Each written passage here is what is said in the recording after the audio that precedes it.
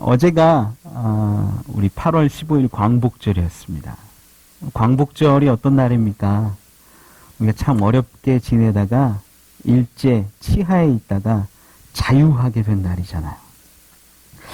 일본으로부터 해방되었는데 아마 저도 여러분도 일본 하면 느끼는 감정들이 조금은 비슷할 것 같아요. 실제적으로 개인적인 직접적인 피해를 입은 것은 별로 없는데 조금 얄밉습니다. 미움의 파편 같은, 미움의 씨앗 같은 것이 우리 마음 가운데 조금 남아있는 경우들이 있어요. 사랑해야 되는데, 돌봐야 되는데, 선교도 해야 되는데, 미워하는 마음도 우리 마음 가운데 아주 조금 있어요. 아마 역사나 교육의 영향도 분명히 있을 겁니다. 미워하는 감정을 해소한다는 건 참 어렵습니다. 유명한 유대인 인권 운동가 가운데 사이먼 비젠탈이라는 분이 계세요. 평생을 나치에 의해서 어려움 당하고 고문당하고 죽어간 사람들 위해서 그 문제 제기하고 밝히고 이랬던 분이에요. 이분이 돌아가시기 전에 몇 년 전에 이 자서전 책을 하나 발간을 했는데 해바라기라는 제목으로 우리나라도 소개가 되어 있습니다. 거기에서 심각한 질문을 하나 던지는 게 뭐냐면 용서라는 것은 과연 공평한가? 이 질문을 던져요. 이 사이먼 비젠탈이라는 분이 강제 수용소에서 실제로 지내면서 어렵게 있었는데 어느 날 이 강제 수용소에서 간호사 하나가 이 비젠탈을 찾아와요. 그래서 저쪽으로 좀 가자고 하는 거예요. 수용소에 있는 수용자 신분이니 뭐 하라면 해야죠. 쫓아갑니다. 가는데 보니까 아주 젊은 한 청년, 독일 나치 청년이 한 명 누워 있는 거예요.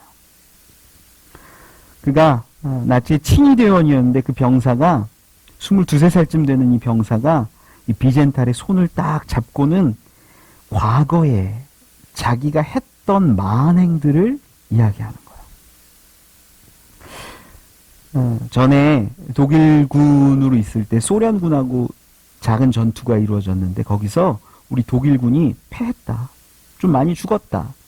기분이 나쁘고 화가 나서 한 유대인 마을에서 유대인들을 다 불러 모아서 그 건물로 들어가게 한 다음에 그 건물에서 휘발유 뿌리고 수류탄 던져서 300명이나 되는 사람들을 죽게 했다. 불이 막 타오르고 있는 가운데 사람들이 그 창으로 뛰쳐나오면 총으로 쐈다.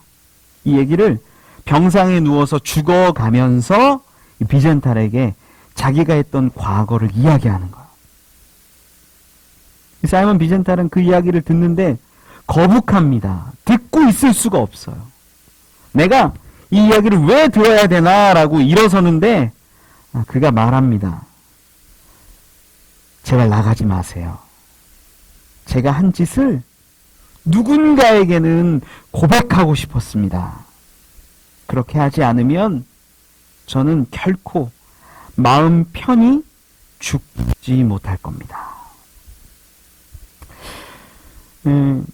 그런데 비젠탈은 그 자리에서 그를 용서한다라는 말을 하지 못한 채 그냥 뒤돌아서서 나옵니다. 이 해바라기라는 책에서 보면 그 책 끝부분에 이렇게 물어요.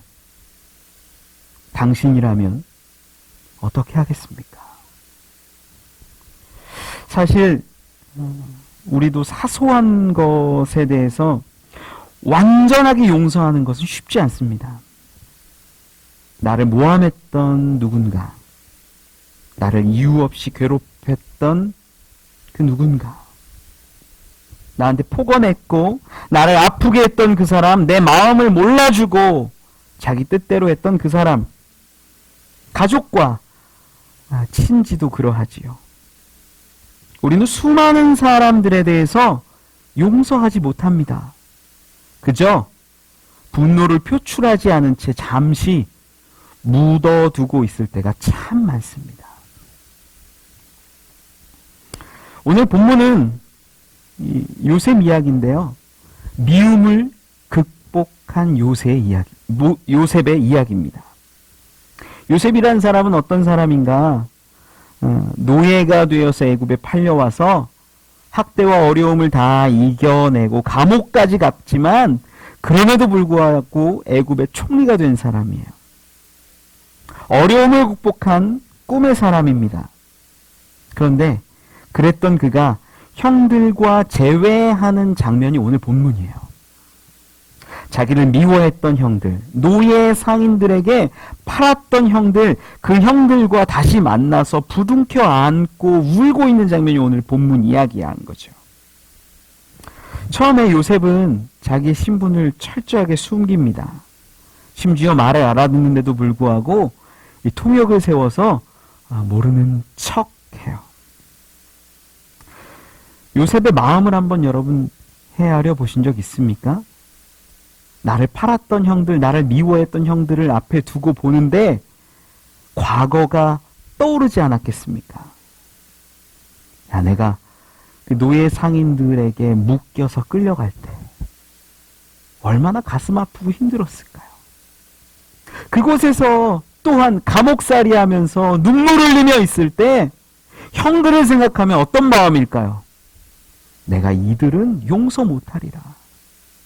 내가 이들은 결코 용서한다 말하지 않으리라. 이런 다짐과 다짐을 또 했을지도 몰라요. 사실 총리가 된 이후에 형들이 오늘 본문에 앞서서 먼저 곡물을 구하러 온 적이 있어요. 그때 자기를 드러내지 않아요. 밝히지 않아요. 마음 한 구석에 있는 미움과 증오의 덩어리들을 분명히 해결하지 못했다라는 것이지요. 그런데 보니까 성경에도 유다 형의 그 희생과 간구함, 또 동생이 너무 보고 싶었는데 이 베냐민 보고 아버지를 생각하는 그 마음까지 결국은 그 미움을, 증오를 털어내지요. 오늘 본문 말씀 창세기 45장 2절에 보면 이렇게 기록합니다. 요셉이 큰 소리로 우니 애굽 사람에게 들리며 바로의 궁중에 들리더라. 얼마나 크게 울었냐. 총리가 우는데 엉엉 울고 펑펑 울었을 거예요. 그 눈물 가운데 불이 짖으면서 아마 요셉의 마음 가운데 있었던 증오들, 원망들, 그 덩어리들이 녹아지는 것을 경험했을 겁니다.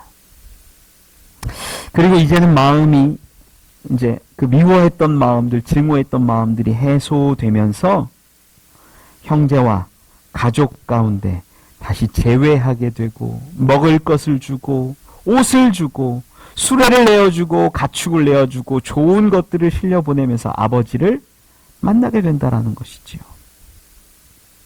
오늘 본문 말씀 후반부에 보면 이 요셉의 아버지 야곱이 요셉이 살아있다라는 이야기를 듣고 깜짝 놀라요. 어리둥절했던 그 가운데 요셉이 보낸 수레와 좋은 귀한 것들을 보면서 기운이 솟행했다라고 성경에 기록하고 있어요.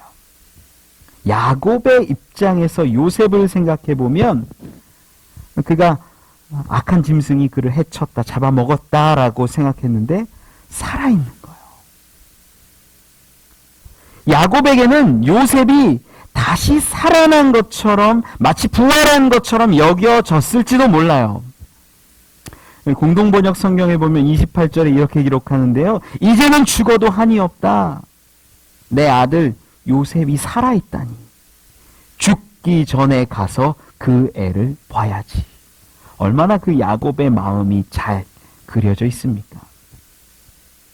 야곱 입장에서 요셉은 죽은 아들이었습니다. 그런데 살아났다라는 이야기를 듣고 새 힘을 얻어서 일어서서 요셉을 향해 힘든 걸음을 걸어 간다라는 거예요.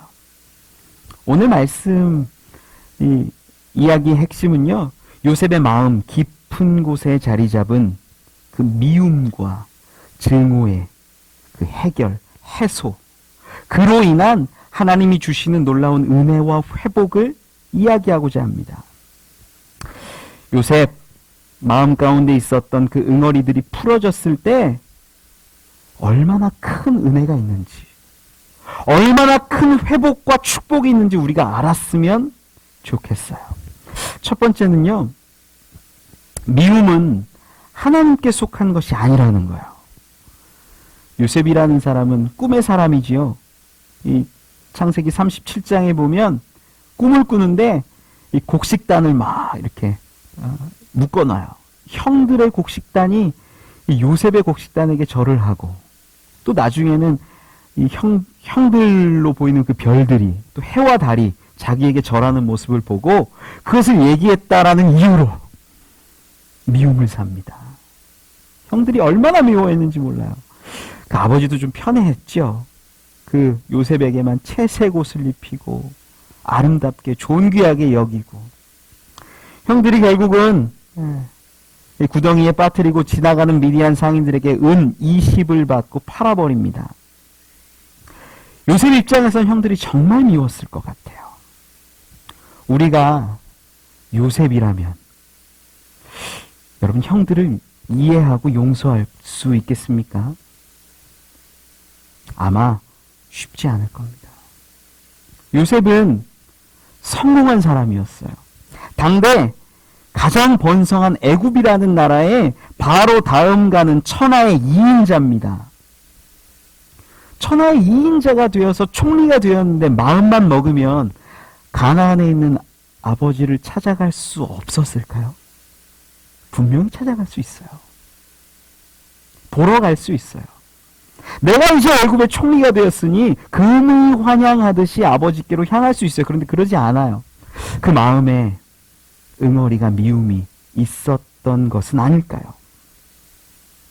마음만 먹으면 아버지에게 식량을 마음껏 가져다 줄 수도 있었지만 그렇지 않습니다.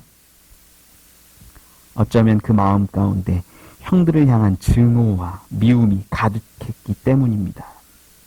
그는 처음 만났을 때 요셉과 형들의 그 관계를 어떻게 설정하냐면, 나는 총리, 너희는 나그네예요.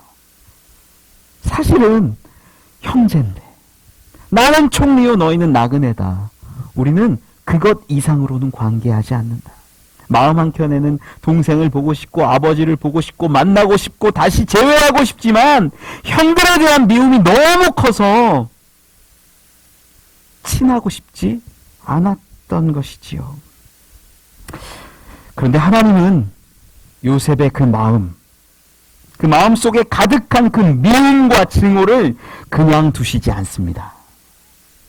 유다를 통해서 막내 동생 베냐민을 사랑하는 그 마음, 아버지를 사랑하는 마음을 드러내지요. 유다가 아버지를 대신해서 이야기합니다. 우리에게 노인 아버지가 계신데 그 아버지가 말씀하시길, 내가 사랑하는 아이를 통해서 얻은 이 두 아들이 하나는 죽은 것 같고 이제 하나 남았는데 이 아이마저 잘못되면 어쩌겠느냐. 그러면 나는 스올의 죽음에 이를 것이라. 아버지와 그 막내 아들이 생명이 하나로 연결되어 있기에 이 막내를 여기에 놓아두면 우리 아버지는 죽습니다. 대신 유다가, 내가 종이 될 터이니, 내가 이곳에 붙잡혀 있을 테니, 내가 노예가 될 터이니 동생은 풀어주셔서 아버지를 살려주옵소서. 이 이야기를 하는 거예요. 그때 요셉의 마음이 바뀌죠. 그 전까지만 해도 형들 보내고 동생 베냐민만 데리고 있고 뭐 그렇게 지내려고 했어요. 자기의 미움을 풀지 않고 관계를 회복하려 하지 않았어요. 유다의 희생이, 유다의 고백이 요셉의 마음을 뒤흔듭니다. 저는 이 미움의 해결이 하나님이 기뻐하시는 일됨을 분명히 믿습니다. 하나님은 하나님과 원수된 인간을 다시 한번 회복시키시기 위해서 애쓰시고 계신다라는 거예요. 그래서 이 땅에 보내주신 게 예수 그리스도입니다. 유다처럼 자신의 그 죄를 뒤집어쓰고 종이 되고 붙잡히고 사망에게 넣어주면서 원수된 자들 사이에 미움을 사라지게 하신 것이지요. 에베소서 2장 16절에 기록합니다. 또 십자가로 이 둘을 한 몸으로 하나님과 화목하게 하려 하심이라. 원수된 것을 십자가로 소멸하시고, 하나님과 우리 가운데 원수의 관계였는데 그것을 소멸하시고 회복시키시기 위해서 예수님이 희생하셨다라는 거예요. 그때 우리가 하나님의 아들이요 딸이요 자녀가 되는 것 아닙니까? 우리와 화목시키시려고 예수님께서 십자가에 달리십니다. 십자가는 그래서 하나님의 눈물입니다. 십자가의 희생은 하나님의 사랑입니다. 하나님은 죄인 된 우리를 안타깝게 여기고 화목하시기 위해서 그 마음을 쓰시고 역사하시고 지금도 일하십니다. 우리의 미움의 상태, 증오의 상태, 그것을 그대로 두고 있기를 원하지 않는다라는 거예요. 미움과 증오를 넘어야 하나님께 한 걸음 더 나아갈 수 있습니다. 월터 반게이린이라는 이 동화 작가가 있어요. 이 동화 작가 1980년 뉴욕타임즈에서 선정한 최고의 동화 작가상을 수상한 사람이기도 해요. 이 사람이 자기 아들과의 일화를 이 책에다가 소개한 적이 있었는데, 이 아들, 월터의 아들 매튜가 하루는 이 도서관에서 만화책을 좋아했는데 만화책을 몇 권을 훔쳐온 거예요. 그걸 보고 월터가 너무 속상했습니다. 아들의 행동에 크게 실망해요. 아들한테 말합니다. 매튜, 너도 알다시피 아직까지 아빠는 너를 한 번도 때린 적이 없었다. 그런데 오늘은 도둑질이라는 것이 얼마나 나쁜 일인지를 가르쳐 주어야만 하겠다. 월터는 아이에게 정직에 대해서 분명하게 가르친 뒤에 호되게 매를 들었습니다. 그리고 아이에게 말하지요. 너는 여기서 반성하고 있거라. 아빠는 잠깐 나갔다 오겠다. 문 밖으로 나가서 월터는 눈물을 흘립니다. 가슴이 너무 아팠습니다. 시간이 흐르고 매튜는 어느새 의젓한 학생이 되었습니다. 하루는 엄마랑 매튜가 자동차를 운전하고 이렇게 가는 길에 대화하는 거예요. 엄마, 저는 그날 이후로 다시는 도둑질을 안 했어요. 그리고 앞으로도 결코 도둑질은 안 할 거예요. 어머니가 대답합니다. 그래? 아버지가 널 정말 아프게 때리셨나 보구나. 그러자 그 아들 매튜가 대답합니다. 그게 아니에요, 엄마. 사실 전 이 안에 있으면서 문 밖에서 아버지가 우시는 소리를 들었어요. 사람을 변화시키는 것은 진정한 사랑에서 나옵니다. 요셉은 형들에 대해서 분명한 미움의 마음, 증오의 마음을 가지고 있었어요. 하지만 이것은 하나님을 믿는 자들에게는 걸려 넘어지게 하는 것이고 하나님 나라를 이루지 못하게 하는 것입니다. 아마 요셉처럼 성공한 사람에게, 하나님을 잘 믿는 사람에게도 걸리는 미움 덩어리, 증오의 덩어리가 하나씩 있을 때가 있어요. 여러분, 요셉을 생각해 보십시오. 그가 형들에 대한 미움을 내려놓았던 그날, 형들의 목을 잡고 엉엉 울었던 그날, 그 마음은 얼마나 편안하고 기쁘고 행복했겠습니까? 엉엉 우는 소리 가운데 그 가득한 응어리들이 다 내려놓아지고 녹아지며 그 가운데 피어나는 것은 놀라운 기쁨과 평안 아니었겠습니까? 그로부터 요셉은 진짜 행복을 찾고 참된 가족을 찾았으며 형들과 동생, 아버지를 다시 보게 되는 것이었습니다. 여러분, 천국을 경험하고 싶으세요? 그러면 우리 안에 있는 미움과 증오, 분노를 먼저 해결해 보십시오. 십자가 은혜로 우리의 증오와 분노도 사라진 줄 믿습니다. 마음속에 미움이 가득한 자에게 하나님은 임할 수 없습니다. 십자가의 사랑이 우리에게 있는데 우리가 아직도 미워하고 분노하고 있다면 그것은 하나님 앞에 온당하지 않은 모습입니다. 지금도 예수 믿는다고 하면서 누군가를 미워합니까? 증오합니까? 그러면서 천국을 살기 원하십니까? 여러분 안에 있는 증오와 미움이 내려놓아질 때, 해소될 때, 녹아질 때, 그 응어리가 없어질 때 우리는 천국을 살아가게 됩니다. 미움을 풀어내는 것이 하나님의 놀라운 은혜요 뜻됨을 믿으시길 바랍니다. 두 번째 은혜 나누기 원하는 것은요, 미움이 사라져야 하나님 나라 공동체가 이루어진다라는 것입니다. 제가 저보다 후배 목사님 한 분하고 이렇게 대화할 기회가 있었어요. 얼마 전에 이 목사님인 선배 목사님으로부터 굉장히 부당한 대우를 많이 받았대요. 억울해 하시는 거예요. 막 슬퍼하고 힘들어하고. 저도 그 이야기를 들으면서 기분이 좀 나빴습니다. 아니 왜 이렇게 선배 목사님들은 후배들을 괴롭힐까? 야, 이게 더럽고 치사하다. 그런 마음들이 정말 들었어요. 저도 목회하면서 개척하고 이전하고 수많은 일들 겪으면서 불합리한 일들 많이 겪었습니다. 세상에서 또 심지어 목사님들에게도 조차. 제가 오늘 말씀을 막 준비하면서 묵상하고 설교를 준비하는데 하루는 아침에 기도하는데 그런 마음을 주시는 거예요. 야, 너는 그들을 위해 기도했니? 그래서 하나님이 잘못 들은 줄 알았어요. 제가 억울한데요, 하나님. 제가 당했는데요. 하나님은 또 말씀하십니다. 저들에게 오른편 뺨 맞았는데 왼편 돌려 댔니? 눈물이 막 나더라고요. 아니요. 저는 못했습니다. 회개했습니다.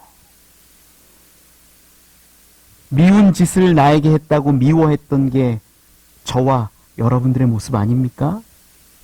내가 억울함 당했다고 억울한 거 그대로 표현하는 게 우리들의 모습 아닙니까?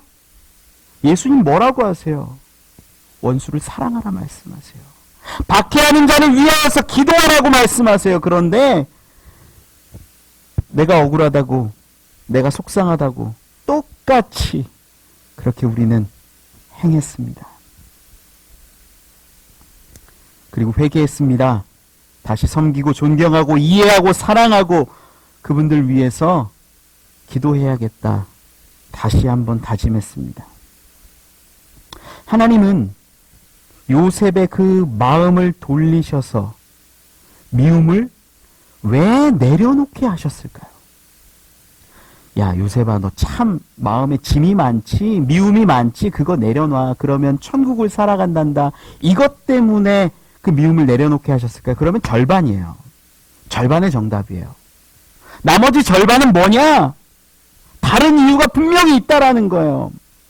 하나님이 요셉의 미움을 내려놓게 하시고 회복시키시고 형들과 다시 하나 되게 하신 것은요, 바로 그 아버지 야곱에게 주신 축복, 하나님의 큰 뜻을 이루기 위함이었다라는 거예요. 요셉은요, 이 당시 세상에서 가장 잘 나가는 사람이에요. 당대 최고의 나라 애굽의 바로 다음 가는 사람이에요. 바로가 자기 반지를 빼서 요셉에게 줬던 사람이에요.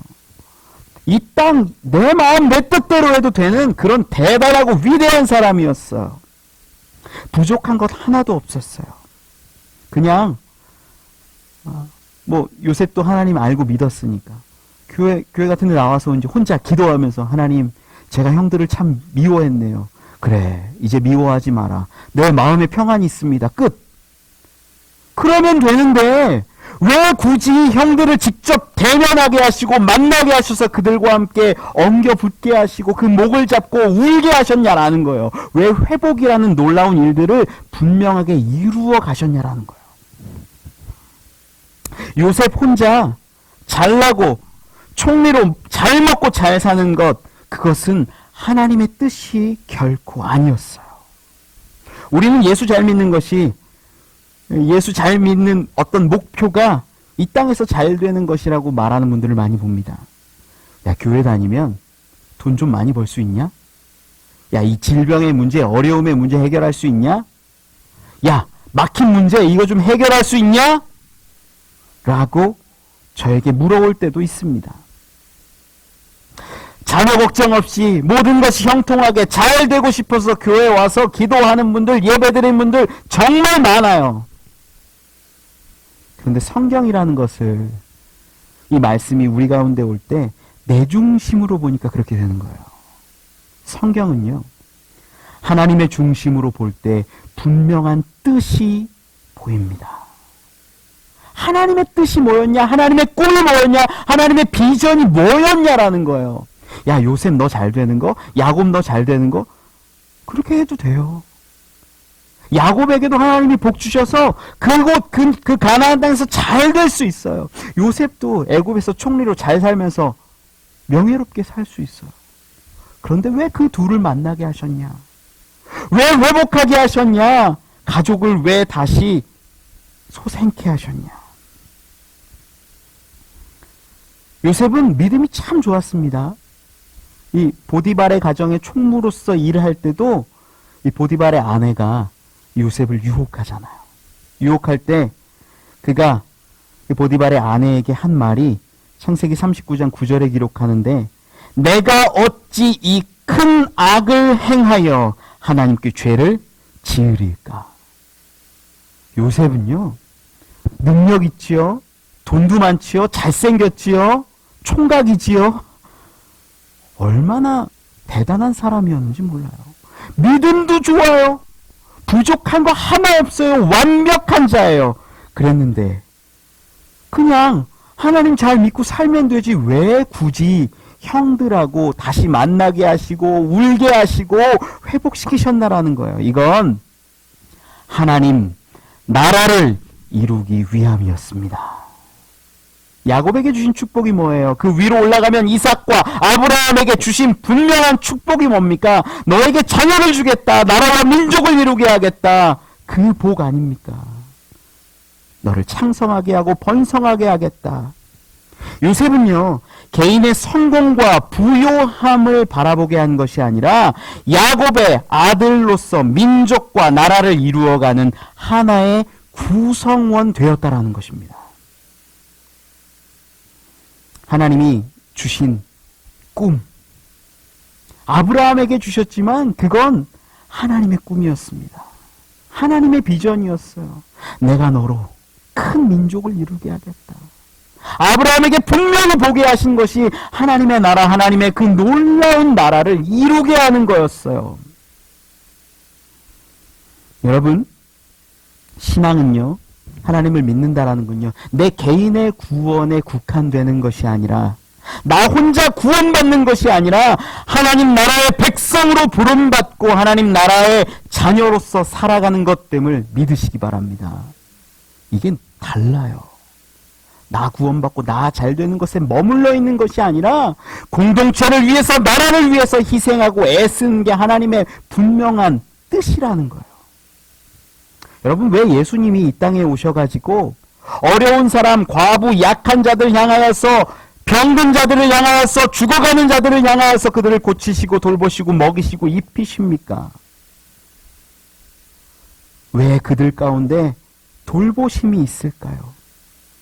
그냥 하나님 잘 믿으면 되잖아요. 하나님 잘 믿고 헌금 잘하고 복 받고 잘 먹고 잘 입고 좋은 차 타고 그러면 되잖아요. 그러다 천국 가면 우리 신앙은 다 좋은 것 아니에요. 그런데 예수님은 왜 굳이 이웃을 사랑하라 말씀할까요? 심지어 이웃을 사랑하는 것을 넘어서요. 마태복음 5장 44절에는 기록합니다. 나는 너희에게 이르노니 너희 원수를 사랑하며 너희를 박해하는 자를 위하여 기도하라. 예수님은요, 그들 불쌍해서 너희 그들 돌봐라 이런 정도의 얘기를 하시는 게 아니에요.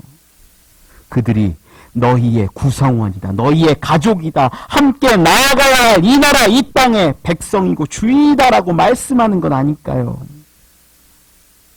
나를 고발하고 빼앗은 자에게 주라고 하십니다.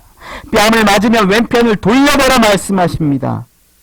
개인적으로 이런 말씀들을 읽으면요, 옳은 말씀인데 마음에 와닿지 않아요. 정말 듣기 싫어요. 거북해요. 행하기 싫어요. 하지만 나의 구원을 넘어선 자들만이 바라볼 수 있고 경험할 수 있고 이루어낼 수 있는 놀라운 하나님의 꿈됨을 여러분 믿으시기 바랍니다. 우리에게 이것을 주셨다라는 거예요. 에베소서 성경을 읽으면요, 이 할례자와 무할례자로 나뉘는 모습을 보게 돼요. 할례받지 않은 사람들, 이방인들이지요. 할례받은 유대인들은요, 무할례자라 해가지고 그들을 사람 취급도 하지 않아요. 특히 하나님 나라와 하나님 유업과 하나님 기업의 관점에 있어서는 그들에게 허락되지 않았다라고 이야기해요. 에베소서 2장 12절에는 이렇게 기록합니다. 세상에서 소망이 없고 하나님도 없는 자라고 무할례자들을 이렇게 비하해요. 하지만 이것을 넘어서서 예수 그리스도께서 무할례자와 할례자들을 하나로 만들어주세요. 할례받은 자가 무할례자들에게 손을 내밀고 이제는 하나의 공동체로 예수 그리스도의 피로 가까워졌다라고 분명하게 선포합니다. 이 말씀이 에베소서 2장 16절에서 18절이에요.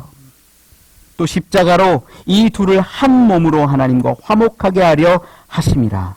원수된 것을 십자가로 소멸하시고 또 오셔서 먼 데 있는 너희에게 평안을 전하시고 가까운 데에 있는 자들에게 평안을 전하셨으니 이는 그로 말미암아 우리 둘이 한 성령 안에서 아버지께 나아감을 얻게 하려 하심이라. 저는요, 우리가 무할례자 되었을 때에 그리스도의 피로 인하여서 그 공로로 인하여서 그 값으로 인하여서 우리에게 손 내밀어준 할례자들이 있음을 저는 믿습니다.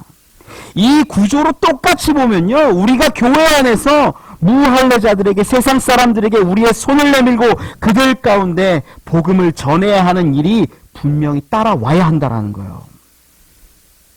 요셉이 그러했습니다. 그는 하나님을 알았어요. 세상적으로도 부족함 하나 없었어요. 어려움 하나 없이 살아가는 자였지만 그와 원수된 형들과 이제는 회복하게 하세요. 그래서 야곱의 꿈, 아브라함의 꿈, 하나님의 꿈을 이루어가게 하시는 것입니다. 하나님이 이루시는 회복, 하나님이 역사하시는 공동체는 하나가 되어 하나님께 나아가는 것입니다. 그것이 축복이고 은혜입니다. 우리 안에 있는 미움과 증오를 내려놓을 수 있기를 원합니다. 그때 진짜 부부가 되고요, 진짜 가족이 되는 거예요. 진짜 형제가 되는 거고 진짜 친척이 되는 거예요. 교회 안에서도 내가 친한 사람들하고만 대화해요. 여러분, 바꾸세요. 사랑과 관심과 이해를 우리 가운데, 입술 가운데 두세요. 그것이 아름다운 공동체를 이루어 나가는 하나님의 뜻됨을 믿으시기 바랍니다. 마지막 은혜 나누기 원하는 것은요, 미움의 장애물을 넘어야 하나님을 만난다라는 것입니다. 요셉이 마음에 가득한 그 미움과 증오를 내려놓았을 때 놀라운 축복을 얻어요. 형제들과의 미움이 사라지자 꿈에 그리던 아버지를 부를 수 있게 되는 거예요. 내 아버지가 살아계시니까 라고 물어요. 그 노인, 그 사람이 이제는 그 요셉의 입술에서 내 아버지라고 부르게 된다라는 거예요. 미움을 내려놓으니까 형들에게 자기를 드러내고 끌어안을 수 있게 됩니다. 공부를 주고 옷을 주고 동생 베냐민에게는 은을 300이나 주고 옷도 5벌을 줍니다. 미움을 내려놓으니까, 형제와 다시 회복하니까 그 모든 것을 주고도 기쁘고 또 기뻐집니다. 자신의 미움을 내려놓고 모든 것을 밝히니까 아버지를 이제 모셔올 수 있게 된 거지요. 미움이 사라지고 아버지를 부르고 외칠 때 그는 꿈에 그리던 아버지를 찾을 수 있었습니다. 아버지 야곱에게는 죽은 줄로만 알았던 요셉, 그 요셉이 살아난 아들이 됩니다. 미움과 증오라는 것이 사라지니까 성공한 애굽의 총리가 아니라 가나안의 요셉, 야곱의 아들 요셉이 됩니다. 미움과 증오를 다 내려놓고 자기 자신을 있는 그대로 드러내자 능력자 총리가 아니라 채색 옷을 입었던 그 소년으로 다시 돌아갈 수 있게 되는 겁니다. 그때 아버지가 기력을 잃었다가 다시 얻어서 그 아들을 향해 걸어오는 거 아니에요. 저는 이 말씀을 쭉 읽고 묵상하면서 떠오른 성경의 한 장면이 있었는데 탕자의 모습이었어요. 이 모습은 마치 이 탕자를 향해서, 탕자가 저 동구 밖에 있는데 내 아들인 것 같으니까 아버지가 달려가는 그 모습, 우리 알잖아요. 그 탕자 한번 생각해 보면요, 아버지 곁을 떠날 때는 탕자가 자신만만했을 것 같아요. 야, 이제 난 자유다. 나에게는 어마어마한 부유함이 있다. 돈이 있다. 이제 나에게는 성공만 남았다. 돈이 이렇게 많으니 잘 되겠다라고 자신만만했을 수 있습니다. 어쩌면 조금 성숙했던 그 둘째 아들이었다면 내가 아버지를 지금 떠나지만 나중에 돈 엄청 많이 벌어와갖고 아버지에게 다시 돌아와야지, 이런 생각 했을 수도 있어요. 모든 것을 다 잃고 아버지에게 돌아올까 말까 고민하는 그 아들. 그런데 아버지의 마음은 어떻습니까? 아버지는 결코 성공한 사업가를 바라고 기다리는 것이 아닙니다. 잘난 아들을 바라보는 것이 아닙니다. 그저 내 아들, 내 새끼, 내 자녀를 바라보고 동구 밖에서 기다리고 있는 거예요. 마차를 기다린 게 아닙니다. 허름한 모습을 기다린 것도 아닙니다. 내 아들, 그 존재 자체를 아버지는 바라고 기다리고 보시고 있었다라는 거죠. 그 존재를 보니까 아버지는 뛰어 달려 나가는 겁니다. 요셉이 자기 안에 있는 마음에 깊은 뿌리 박혀 있는 미움과 증오라는 장애물을 벗어버리니까, 그것을 내려놓으니까 이제는 야곱의, 이스라엘의 아들이 되는 거예요. 아들이 살아있습니다라는 그 말 한마디에 야곱이 벌떡 일어나 기력을 회복해서 아들에게 달려오는 것 아닙니까? 여러분, 자기의 미움이 큰 장애물이 되어 애굽의 총리로서 만나고 대면할 뿐 아버지 앞에 진짜 아들로 설 수 없었던 그 요셉, 미움을 내려놓으니 이제 아들로, 자녀로 설 수 있게 됩니다. 애굽의 여행자가 아니라 야곱의 아들로서 아버지를 부르고 만나는 것이지요. 하나님 앞에 서는 것도 동일합니다. 돈이 있건 없건 중요하지 않아요. 하나님 앞에 서는 것은 잘났고 못났고가 중요하지 않고, 하나님 앞에 서는 것은 죄가 있든 없든이 중요하지 않아요. 하나님 앞에 서는 것은 온전한지, 율법을 지키는지 안 지키는 건지, 이런 것들이 중요하지 않아요. 그저 예수 그리스도, 그분을 믿는 믿음으로 내가 하나님 앞에 아들 되었다, 딸 되었다라는 그 고백 하나면 족합니다. 저는 여러분들이 하나님 앞에 성공해서 안 나와도 된다라고 생각해요. 굳이 총리 아니어도 돼요. 훌륭하지 않아도 돼요. 부족해도 괜찮아요. 하지만 있는 모습 그대로, 내 존재 그대로 하나님 앞에 나올 때 여러분이 아들이요 딸이 되고 하나님은 내 아버지가 되어주십니다. 여러분, 우리 안에 있는 의심의 장애물, 물질의 장애물, 미움의 장애물, 질병의 장애물, 그 장애물들을 뛰어넘으시길 바랍니다. 그때 하나님을 온전히 만나는 거예요. 우리 안에 있는 그 아픔과 상처를 넘어 하나님을 만날 수 있기를 원합니다. 우리의 상처와 아픔을 내려놓을 때, 미움이 사라질 때 그 자리가 생명의 자리, 은혜의 자리, 예배의 자리가 됨을 믿으시기 바랍니다. 하나님을 만나고 예배하고 경배하는 데 있어서 예수님이 말씀하시는 선결 조건이 하나 있었어요. 마태복음 5장 23절 4절인데요. 예물을 제단에 드리려다가 거기서 내 형제에게 원망 들을 만한 일이 있는 것이 생각나거든 예물을 제단 앞에 두고 먼저 가서 형제와 화목하고 그 후에 와서 예물을 드리라. 우리 안에 하나님께 예배함을 분명하게 가지고 나아가려면 미움과 증오와 그 아픔들이 사라져야 한다라는 거예요. 지금도 우리 안에는 내 남편, 내 아내, 내 자식, 내 시부모, 그들을 향한 증오와 미움들이 얼마나 많습니까? 내 직장 상사, 나를 미워했던, 나에게 사기쳤던 그 수많은 사람들에 대한 미움과 증오의 감정들이 우리 가운데 얼마나 많습니까?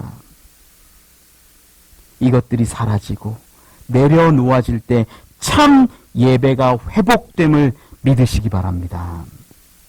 정신분석학자 엘미 게이스는 유명한 실험을 하나 했죠. 사람의 숨결을 가지고 후 불어서 시험관에 넣고 액체 공기로 급속 냉각하면 침전물이 조금 생겨요. 이 침전물은 감정의 변화에 따라서 색깔이 다르다고 합니다. 화를 내면 밤색으로 보이고 슬픔의 상태에서는 회색 침전물, 후회할 때는 복숭아 색깔을 나타낸다라고 합니다. 그런데 이 밤색으로 나오는 분노의 침전물을 모아서 쥐에게 주사했더니 이 쥐가 죽었다고 하지요.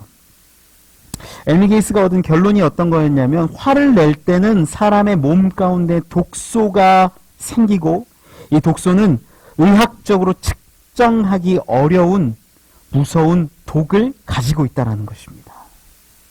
한 사람이 1시간 동안 지속적으로 화를 내면 80명 정도를 죽일 수 있는 독소가 나온다라고 그가 분석했어요. 분노를 마음에 품거나 밖으로 표출하는 것은 아무런 이득을 주지 않을 뿐더러 건강과 감정을 상하게 합니다. 무엇보다도 화를 품고 있는 이상 하나님과 우리 마음 속에서 또 사람과 사람 사이에 놀라운 죽음을 가져오게 한다라는 거지요. 우리 안에 있는 많은 장애물들, 특히 미움의 장애물, 증오의 장애물들이 사라져야 하나님을 만날 수 있습니다. 요셉이 그것을 내려놓고 아버지와 아들로서 부르짖고 제외했던 것처럼 여러분 가운데 미움이, 장애물들이 사라질 때, 하나님을 부를 때, 그때 하나님은 만나주십니다. 그들을 용서하고 사랑할 수 있어야 하나님이 우리에게 찾아오십니다. 내가 가진 미움과 증오는 하나님을 만나는데 장애물이 될 뿐입니다. 이제는 온전히 하나님 품에 나아오십시오. 장애물들을 다 내려놓으십시오. 하나님을 바라볼 때 하나님을 분명히 만납니다. 말씀을 맺습니다. 한 작가가 감정 계좌라는 이야기를 했습니다.